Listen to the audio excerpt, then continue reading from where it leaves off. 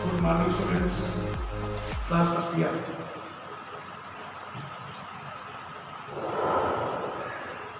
ठीक है, ध्यान से समझिए। ये पैराग्राफ बहुत ही भाव से भरे हुए हैं। शब्द कुछ लिखे हैं और उसका मतलब कुछ नहीं। ये सीधा सीधा नहीं कि सब लोग इसको समझ जाएं आसानी से। तो सब लोग ध्यान देना कि उसका तात्पर्य दूसरा है, तो वो दिमाग से आपको काम लेना है अच्छे ढंग से। और कोर्स संबंधी भी ध्यान रखना है। कोर्स पूरा हो गया, जो लेसन करते हैं वो भी बता दिए गए हैं, पढ़ाई भी चल रही है, अभी अंतिम ही है। इसके बाद इसके पीछे दिए गए क्वेश्चन समझाएंगे, वो भी समझना, फिर इसके बाद नया लेसन चालू करना। बुक ही चल रही है, ध्यान दीजिए। आज का टॉपिक पवन गुप्ता काव्यांजलि हिंदी। राधिका जी पवन गुप्ता को जब संदेश देकर भेजती हैं तो समझाती हुई कहती हैं, सूखी जाती मलिन लतिका जो धरा में पड़ी हो, तो पाँव के निकट उसको शाम के ला गिराना। कहने का भाव ये हो गया कि राधा जी पवन गुप्ता से कहती हैं कि हे पवन गुप्ता, जब तुम घर से निकलना, मथुरा की ओर प्रस्थान करना, तो यदि तुम्हें सूखी जाती मलिन लतिका, सूखी का अर्थ है सूखना, कमजोर रहना, सूख जाना, कोई चीज मुरझा जाती है, सूख जाती है। मलिन का तात्पर्य कमजोरी से होता है। मलिनता, मलिनता कहाँ से आती है? जब व्यक्ति में कमजोरी होती है, व्यक्ति अस्वस्थ होता है तो मलिन हो जाता है। मलिन का एक भाव व्यवहारिक भाषा में गंदा भी कहते हैं। गंदगी वही होती है जहाँ पर स्वच्छता नहीं होती है, यही तो होता है। जहाँ स्वच्छता होगी वहाँ गंदगी नहीं होगी, जहाँ गंदगी होगी वहाँ स्वच्छता नहीं की गई। वही शरीर का ही होता है। अगर शरीर स्वस्थ है, साफ है, तो कभी मलिन नहीं होगा, कभी कमजोर नहीं होगा। शरीर स्वस्थ नहीं, अस्वस्थ है, शरीर कमजोर है, तो शरीर में मलिनता आएगी, कमजोरी आएगी। शरीर जैसे लगेगा जैसे कोई दुबला हो गया, सूख रहा हो। ये बात समझिए इसको, क्योंकि पैरा में समझना ज़्यादा है। मैं पहले बोल चुका था, इसका व्याख्या नहीं, व्याख्या नहीं करनी है, इसको समझना ज़्यादा है, क्योंकि इससे तुम्हें उत्तर लिखने हैं। ये पैरा में आपको उत्तर छाटने हैं। अगर पीछे प्रश्न में जो पैरा दिए जाएंगे उसमें कोई प्रश्न होगा तो वो इनसे निकालना है। इसीलिए मैं आपको एक एक चीज़ समझा रहा हूँ। व्याख्या करने में तो दूसरे ढंग से समझाता है, व्याख्या का तात्पर्य दूसरा होता है। और भाव को समझाना, सरलीकरण करना, यह अलग बात होती है हिंदी साहित्य में। तो मलिन माने कमजोर, लतिका वृक्ष की लता या डाली, धरा पृथ्वी, पड़ी जैसे रखी हो, पड़ी हो में अंतर है। पड़ी का मतलब होता है बिल्कुल उसको किसी ने अनिच्छा से क्या पड़ी वहाँ पर बोल देते हैं, और रखी है तो उसके प्रति व्यक्ति का कुछ भाव है। तो वही कह रही है, ध्यान से देखिए कि हे पवन गुप्ता, यदि सूखी जाती मलिन लतिका जो धरा में पड़ी हो, जब तुम मथुरा जाओगी, जाते हुए मार्ग में, रास्ते में यदि किसी वृक्ष से टूटी हुई डाली जमीन पर, पृथ्वी पर पड़ी हो, और कैसी हो, सूख रही हो, कमजोर हो गई हो, कोई भी लता, जैसे वृक्ष है, वृक्ष से कोई डाली टूट गई, लता टूट गई और वो पड़ी अलग अलग हो गई बिल्कुल, तो वो सूख जाएगी।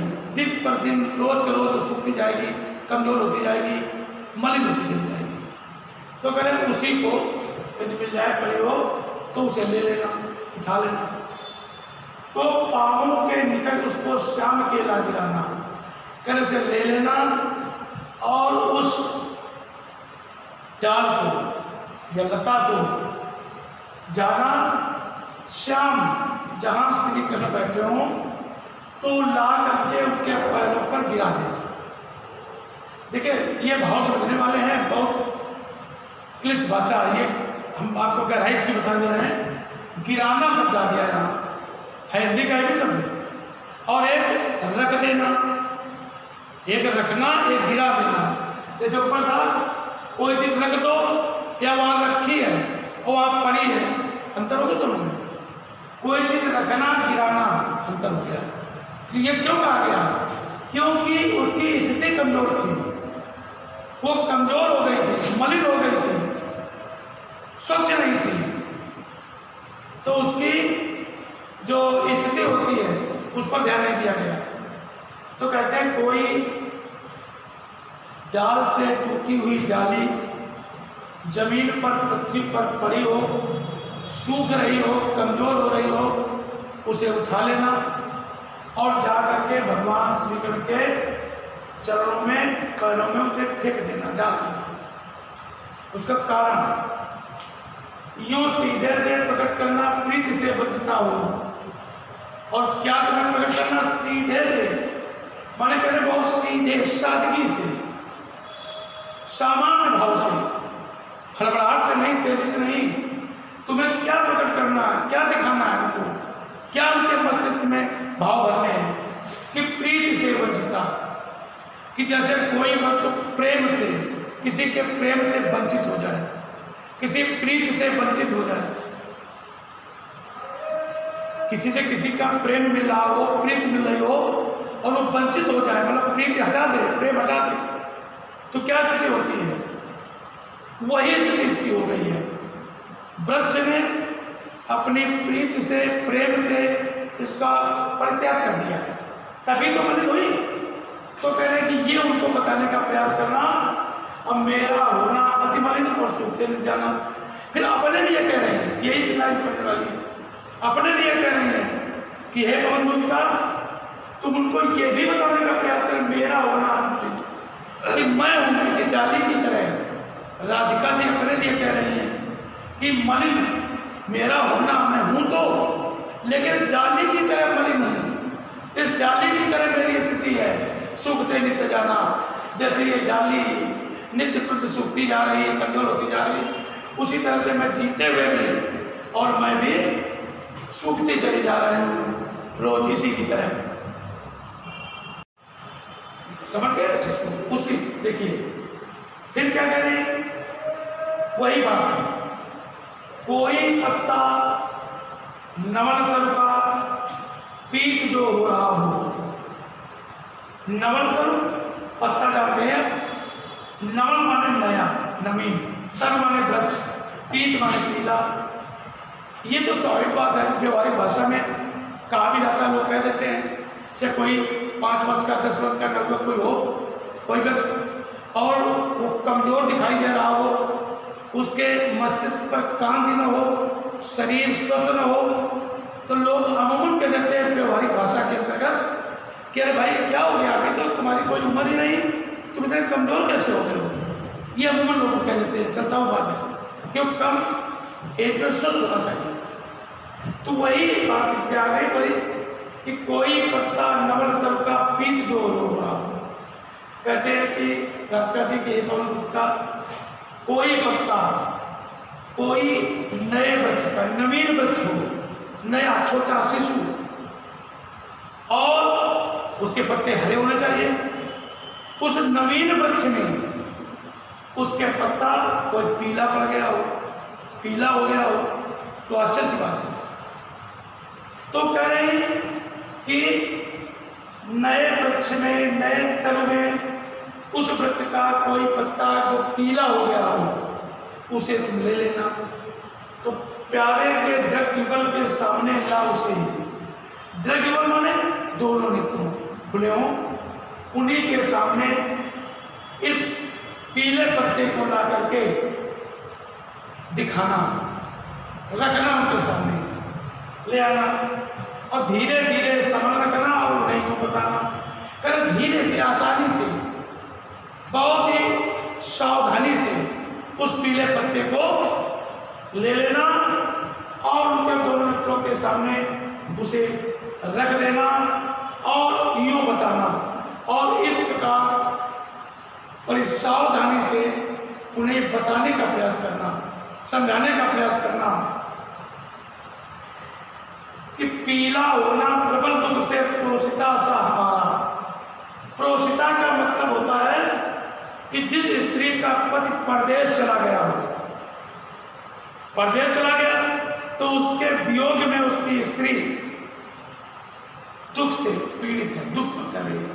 तो यही राधिका जी अपने लिए कार्य करती है कि इनको जो कृष्ण को पति मानती हैं कि वो भी चले गए परदेश, तो वही भाव कह रही हैं कि पीला होना प्रबल दुख से उनको ये बताने का प्रयास करना, जब व्यक्ति या कोई भी दुख की सीमा बढ़ जाती है, महादुख से, प्रबल दुख से, तो उसका शरीर कमजोर हो जाता है और पीला पड़ जाता है। जैसे किसी स्त्री का पति परदेश चला गया हो, वापस नहीं आया हो, तो उसके वियोग में वो स्त्री दिन रात वियोग करती हुई, प्रीत छूट गई, उसका प्रेम छूट गया और उसके वियोग में इतनी दुखी है कि दिन रात सोचती रहती है, तो उसका शरीर पीला पड़ जाता है।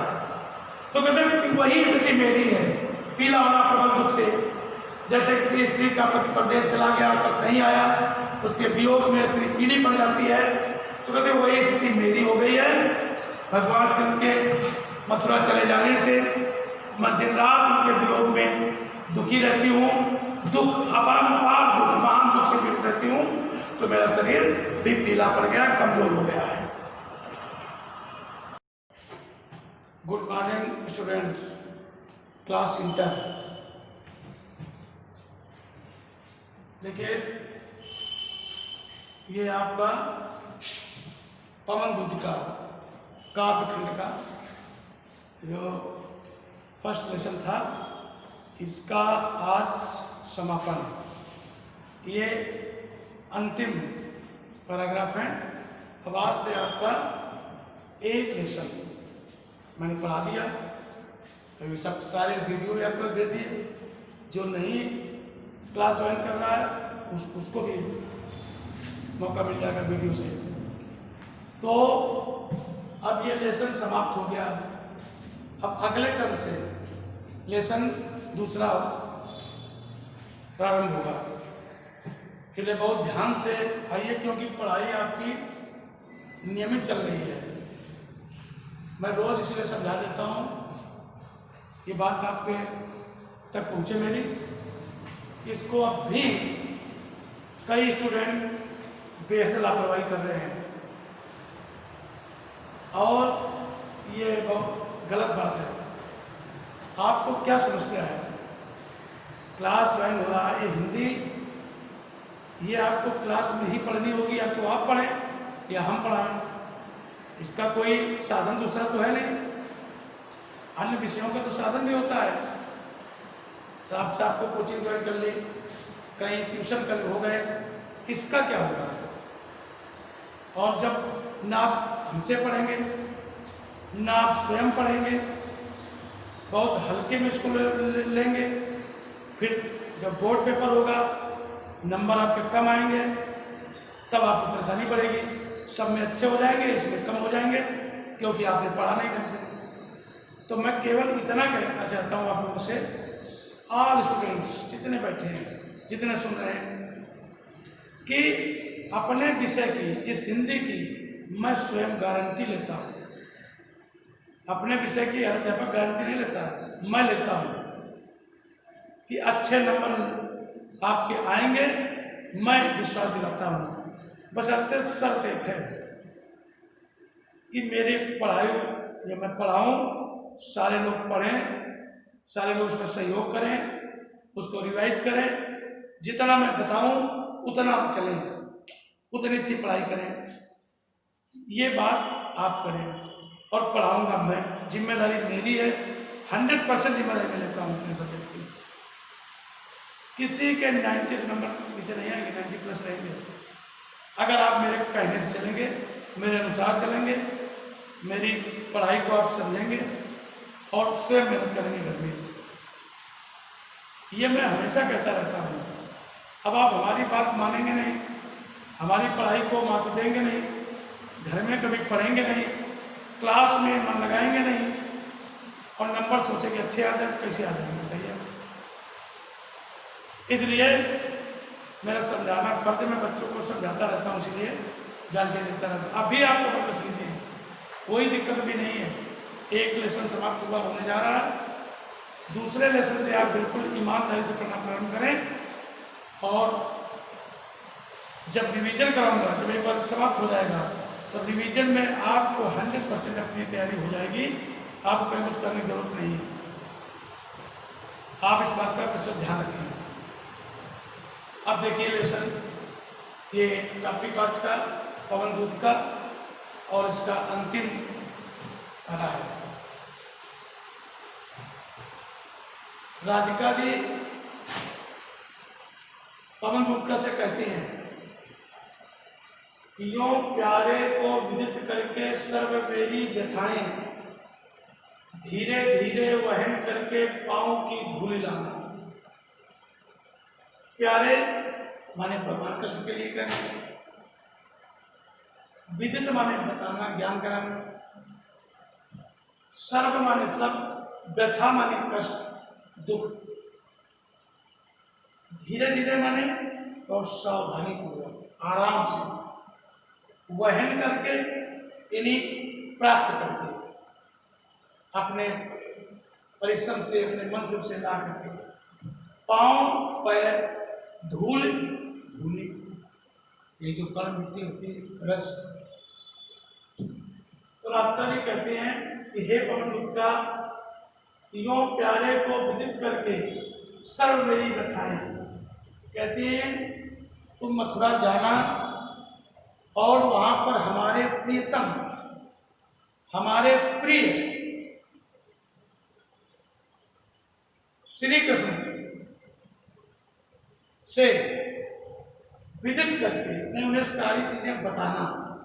हमारे प्रीतम वहां होंगे, प्रिय होंगे, उन्हें विदित करा देना, बता देना सर्व मेरी व्यथाएं, इन्हें सारी मेरी व्यथाएं, सारे मेरे कष्ट, जितना मैं परेशान हूं, मेरी मुसीबत है, ये सारी बातें, मेरे कष्ट, उन्हें विदित करा देना, बता देना, ये समझा रही है।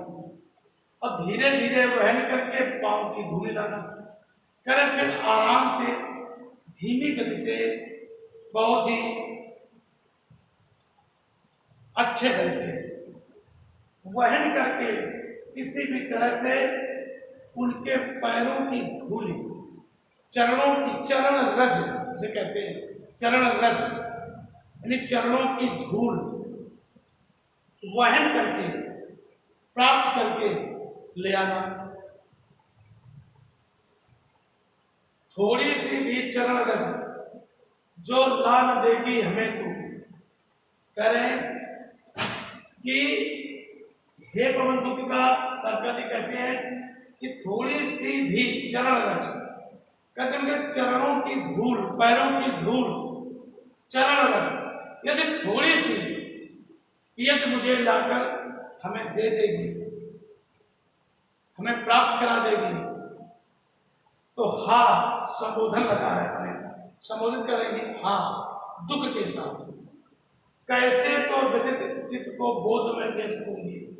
चित्त को बोध माने मन को समझाना, व्यथित माने थका हुआ या दुखी, तो कहती हा, यानी एक सांस लेती हुई, दुख भरी सांस, कि कैसे तो जब तुम मुझे उनके चरणों की धूल ला के दे देगी, तो जो मेरा ये हृदय व्यथित है, दुखी है, तो अपने दुखी मन को मैं समझाऊंगी, और दे सकूं, उसे समझाऊंगी और उसे सांत्वना दे सकती हूँ। जो मन मेरा व्यथित है इसे समझा करके इसे मैं सांत्वना प्रदान कर सकती हूँ, प्रदान कर दूंगी। ये उनको समझाते भेजते हैं कि इतनी बात जा करके मेरी कह देना।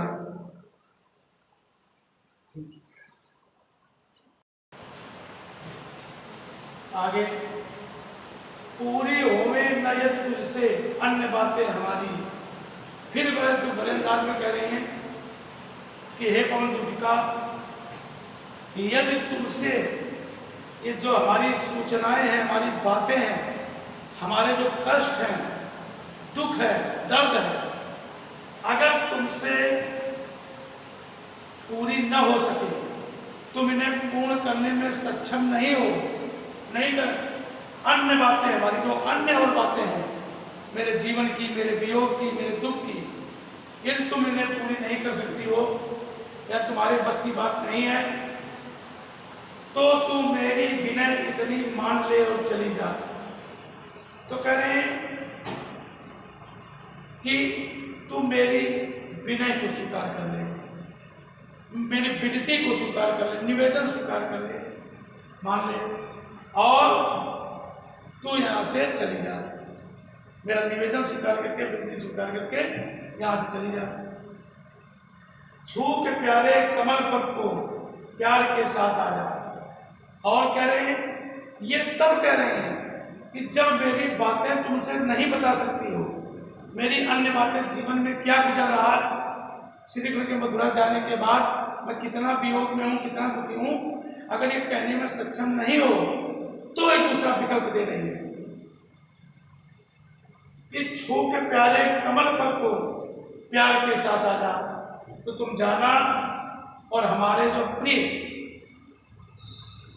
जहां बैठे हो तो कमल पर, यानी कमल के समान चरण, जिनके चरण कमल की तरह हैं, कमल स्वरूपी चरण को जाना और स्पर्श करना, छूना उनको अच्छी तरह से और बड़े प्यार के साथ, बड़े प्रेम के साथ, प्रीति के साथ तू आ जाना, प्यार के साथ वापस आ जाना।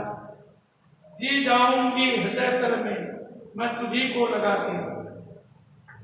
जब इतना तू कर देगी तो जब तुम उनके चरणों को स्पर्श करके, कमल स्वरूपी चरणों को छू करके, स्पर्श करके जब वापस लौट आओगे बड़े प्यार से, तो मैं तुम्हें को अपने हृदय से लगा लूंगी और मैं ये आभास कर लूंगी कि मैं अपने प्रियजन से, प्रीतम से मिल रही हूँ तुझे लगा करके, और मैं अपना जीवन जी सकूंगी, हृदय से तुझे लगा करके अपना जीवन व्यतीत करूंगी। इसलिए हे पवन दूतिका, मेरा इतना कहना मान और तू वहां चली जा।